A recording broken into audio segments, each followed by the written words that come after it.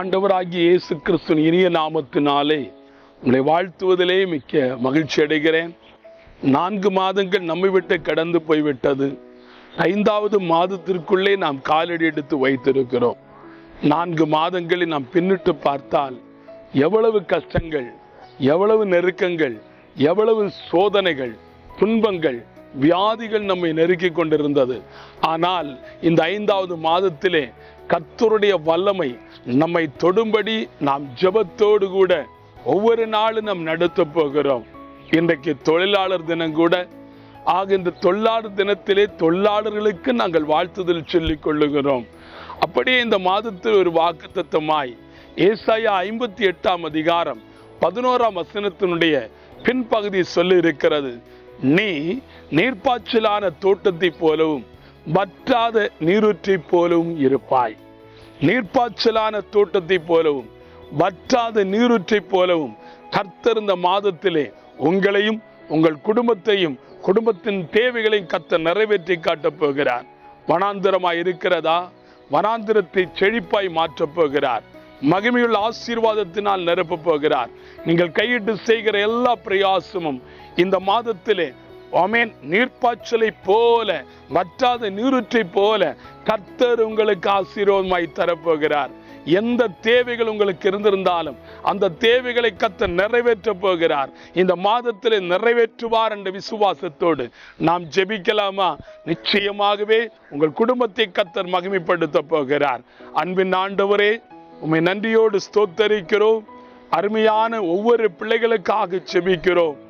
4 மாதங்களை தம்முடைய பிள்ளைகள் தங்கள் வாழ்நாளிலே பார்த்தவர்கள் கஷ்டங்களும் பாடுகளும் நெருக்கங்களும் சோதனைகளும் உபத்திரவங்களையும் சகித்து இந்த 5வது மாதத்திலே முதல் நாளை காணும்படி கர்த்தர் உதவி செய்திருக்கிறதற்காய் உமக்கு நாங்கள் நன்றி தெரிவிக்கிறோம்.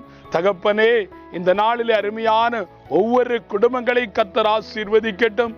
குடும்பத்தின் தேவைகள் நிறைவேற்றட்டும். குழந்தை இல்லாதோருக்கு கர்த்தர் குழந்தை கட்டளையிடுங்க. வேலை இல்லாதோருக்கு வேலை கட்டளையிடுங்க. திருமணம் தடைபட்டவர்களுக்கு திருமண காரியத்தை ஆயத்தப்படுத்துங்க. கர்ப்பஸ்திரீகளை பாதுகாத்துக் கொள்ளுங்க. இந்தியா தேசத்திலும் வெளி தேசத்திலும் வெளிநாடுகளிலும் இருக்கப்படுகிற ஒவ்வொரு பிள்ளைகளுக்கும் குடும்பங்களுக்கும் அப்படியே நன்மை செய்யும்படியாய் ஜெபிக்கிறோம். ஒவ்வொருடைய வேலைகளையும் கர்த்தர் ஆசீர்வதிப்பீராக. ஏற்ற வருமானங்களை கொடுக்கட்டும். இந்த மாதம் இவர்களுக்கு செழிப்பை கொடுப்பதாக. வனாந்திரத்தில் இவருடைய வாழ்வை விட்டு வெளியே போவதாக. சமாதானத்து இல்லாத குடும்பங்களுக்கு சமாதானம் கட்டளையிடும்படியாய் ஜெபிக்கிறோம். ஆண்டவரே, ஊழியங்களை செய்கிற ஒவ்வொரு குடும்பங்களையும் ஊழியக்காரர்களையும் கர்த்தர் ஆசீர்வதிப்பீராக. திருச்சபைகள் மகிழ்ச்சிப்படுவதாக. திருச்சபையில் ஆத்துமாக்கள் உயர்ந்து மகிமைப்படுத்தும்படியாய் கர்த்தர் உதவி செய்வதாக. போக்கிலே வரங்களிலே தம்முடைய பிள்ளைகளை கூட இருந்து வாகன போக்குவரத்திலே கூட இருந்து செய்கின்ற வேலைகளிலே கூட இருந்து ஏற்ற ஆசீர்வாதம் ஏற்ற வருமானங்களையும் கட்டளையிடுவதாக. நீர் அதை செய்ய போகிறதற்காய் நன்றி.